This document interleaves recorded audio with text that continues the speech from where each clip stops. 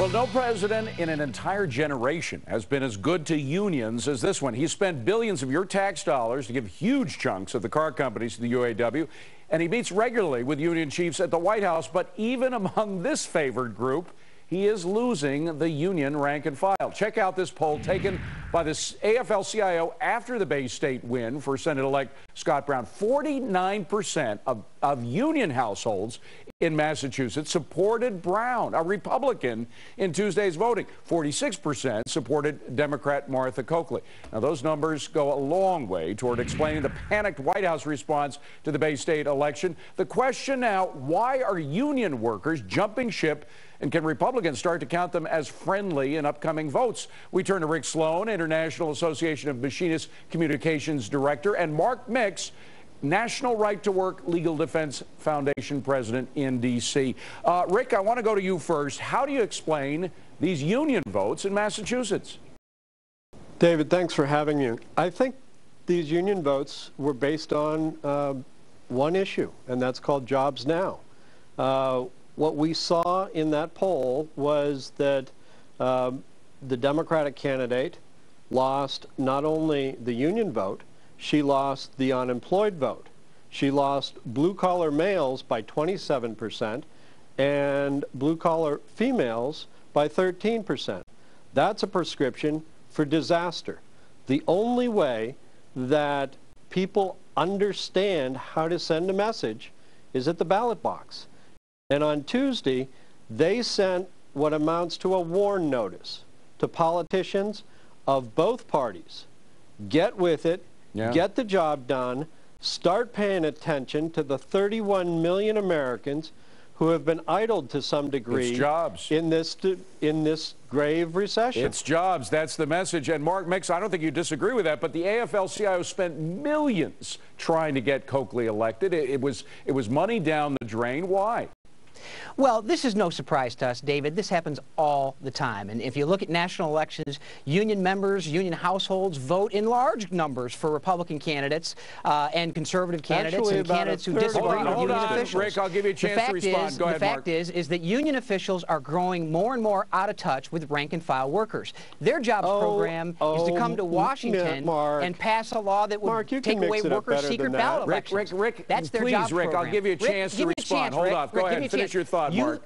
Union officials got the biggest message on Tuesday. Yeah. It wasn't President Obama. It was union officials who are out of touch with rank-and-file workers. Well, disprove that, Rick, because the leadership told them to go one way and they went the other.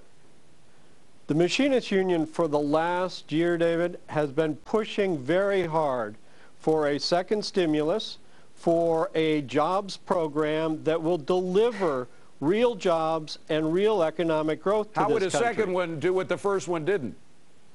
You know, the first one didn't produce. That's right. Let's face Obviously, facts. It didn't. But what we need, when you have 31 million Americans who have been idled, what we need is a jobs program based almost on the FDR approach of the Works Progress Administration. Wait a minute, we spent almost $800 billion trying to create jobs with the first stimulus. How much would a proper one cost, Rick?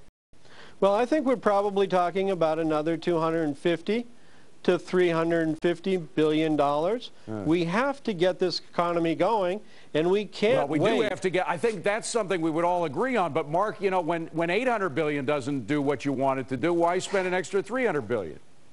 Look, well, the fact is that we didn't actually have. Go ahead, Mark. We didn't. Government spending is not going to work. Despite what Rick says, it's not going to work. We've got to get out of the way. And union officials got another bad message the other day. They lost 800,000 more union members. Unemployment and job losses is double in unionized companies than non-union companies because they won't get out of the way. These union officials keep coming back to government and saying government's the solution. Your well, clients have shipped our jobs overseas. In their case, hold on, Mark. The majority of union members in America today are now government employees. Mark, hold on. Rick, go ahead. Go ahead. Mark, you know that the folks that support your organization have been the ones laying off union members. They've been the ones shipping our jobs overseas, and they're the ones who created $41 trillion of toxic assets and you come back Okay, we're and you getting say too it's far our off the fault that we point. lost our jobs? The point here, gentlemen, is whether or not, hold on. Payroll than we raise and spend Mark, in a the year. point is, without personal tax, whether or not another stimulus is going to be what we're in store for. Do you really think quickly, we got to wrap, but do you think there is going to be another one? Rick, I guess you think there will be. I certainly hope so. Mark, what do you think? I think they probably will too. Wow, you agree on that? All right, Mark Mix, Well, Rick I think Sloan. they'll try it. They'll try it. Sure. Good to see you both. Thanks for being here. Have a good weekend. Coming up on deck,